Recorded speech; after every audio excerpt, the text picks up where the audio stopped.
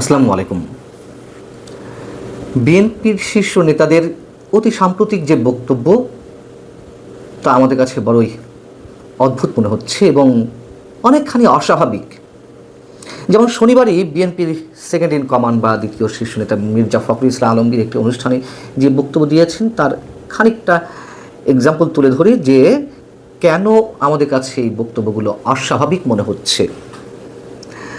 তিনি বলছেন যে অন্তর্বর্তী সরকার কাজ শুরু করেছে, নিঃসন্দেহে তারা এরই মধ্যে অনেক ভালো কাজ করেছে, আমাদের পথে দেখাচ্ছেন।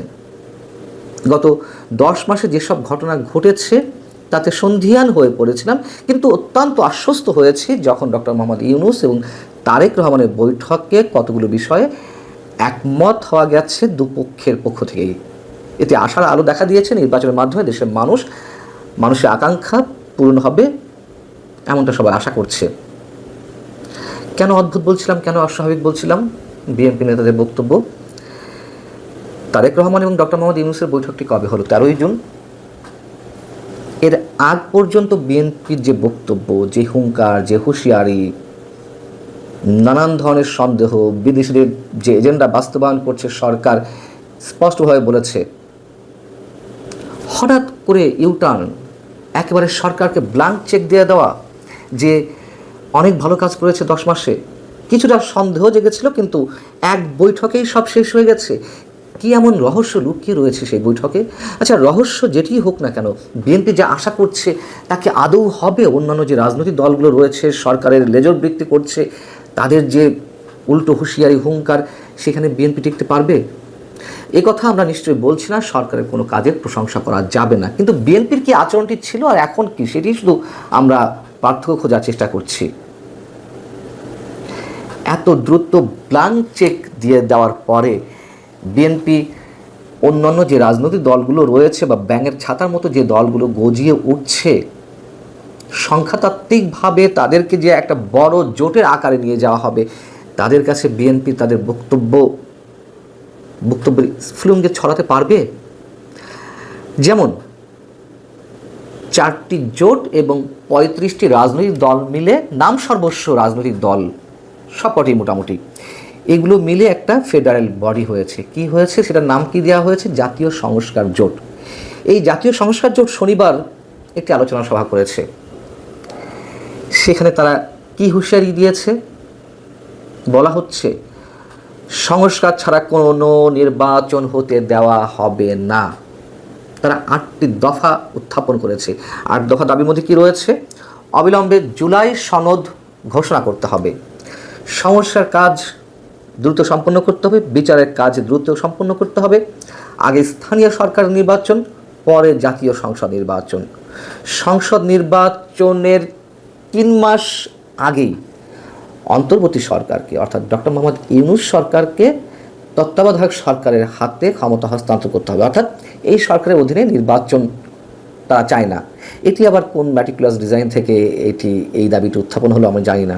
তত্ত্বাবধায়ক সরকারের কথা অনেকেই বলছিল, হাইকোর্টের রেফারেন্সে, হাইকোর্টের যে রায় তার আলোকে নতুন তত্ত্বাবধায়ক সরকার আসতে পারে, কিন্তু তারা তো সরকারের লেজর বৃত্তি করছে, তারা কেন আবার এই দাবিটি তুলছে আমরা জানি না, এখনই কোনো মন্তব্য করা যাচ্ছে না। যাই হোক, তাদের মতো করেই আবার এই মুহূর্তে মহাশক্তিশালী সরকার যারা পরিচালনা করছে পেছন থেকে, সেই জামাতে ইসলামী, তারাও হুঙ্কার ছেড়েছে।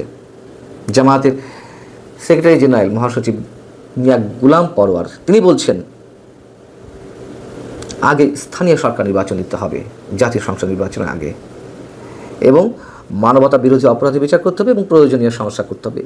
এগুলো তারা আগেও বলেছে, কিন্তু জামাতের স্থান সম্বন্ধে আমরা তো কিছু বুঝতে পারছি না। সকালে এক কথা, বিকালে এক কথা।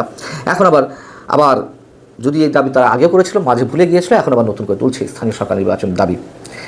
এই যে 35টি রাজনৈতিক দল বা জোট, জামাতের বক্তব্য, এনসিপি তো বলতেই আছে স্থানীয় সরকার নির্বাচন দিতে হবে, বা ঢাকার যে আন্দোলন, ঢাকা দক্ষিণ সিটি কর্পোরেশনের মেয়র পদকে নিয়ে তারা হুঁশিয়ার দিয়ে রেখেছে, মোটামুটি জানান দিয়ে রেখেছে 2 সিটি কর্পোরেশনে স্থানীয় পর্যায়ে নির্বাচন দেওয়া হতে পারে বা হবে। সামরিক কর্মকর্তাদের একটা দল এসেছে, আপনারা অনেকে খেয়াল করেছেন, রিপাবলিক পার্টি। এই বাংলাদেশ রিপাবলিক পার্টি কারা করেছে? সাবেক সামরিক কর্মকর্তারা করেছে।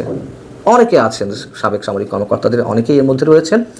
এবং এর আবার প্রধান উপদেষ্টাকে ক্যাসিনো কাণ্ডর যিনি প্রধান, সেলিম প্রধান, এই টাইপের কোন একটা নাম, হ্যাঁ যাও। সামরিক কর্মকর্তারা এই দলটি নিয়ে এসে কি বলছে, তারা বলছে যে ঐতিহাসিক 47, 71-এর মহান মুক্তিযুদ্ধ এবং 24-এর গণ অভ্যুত্থানের চেতনায় উদ্বুদ্ধ হয়ে বৈষম্যহীন, ন্যায়ভিত্তিক এবং কল্যাণমুখী রাষ্ট্র গঠনই তাদের লক্ষ্য। এই যে 24, 71-এর মাঝখানে রেখে ওপাশে আবার 47, এগুলো কাদের চেতনা, কাদের আদর্শ? ন্যাশনাল সিটিজেন পার্টি, জাতীয় নাগরিক পার্টির। যাও, তারা বলছে যে রিপাবলিক পার্টি এই দল গঠনের পেছনে রয়েছে সেই বাঁধ ভাঙা জুলাই আন্দোলনের অনুপ্রেরণা, যেখানে ফ্যাসিবাদ বিরোধী আন্দোলনের একটি সুশাসন ভিত্তিক বৈষম্যহীন বাংলাদেশ গড়ার লক্ষ্যে প্রায় 2000 বীর শাহাদত বরণ করেছিলেন এবং 30,000-এর বেশি মানুষ আহত হয়েছেন। এই যে একের পর এক ব্যাঙের ছাতার মতন করে কিংস পার্টি করে উঠছে, সামরিক কর্মকর্তাদের আরও একটি দল এর মধ্যে ঘোষিত হয়েছে। কেন সামরিক কর্মকর্তারা, সাবেক সামরিক কর্মকর্তারা দল নিয়ে আসছে?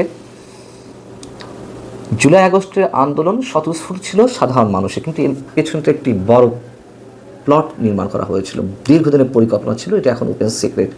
এবং এই আন্দোলনের যে সাধারণ মানুষের অংশগ্রহণ করেছিলেন, তাদের যেই চাওয়া বা যেই উদ্দেশ্যে তারা রাজপথে নেমেছিলেন, তাদেরটা আমি নিশ্চয়ই শ্রদ্ধার সঙ্গে স্মরণ করি। কিন্তু এর বাইরে আর যা ছিল, এবং এই আন্দোলনের ম্যাটিকুলাস ডিজাইনের পিছনে কিন্তু সাবেক সামরিক কর্মকর্তাদের একটি বড় অংশ তারা ওতপ্রোতভাবে কাজ করেছেন। যে কারণে এত কথা বলা, সেটি হচ্ছে কি, এই যে সংখ্যাতাত্ত্বিক জায়গা থেকে একটি বৃহত্তর জোট গড়ে তোলা,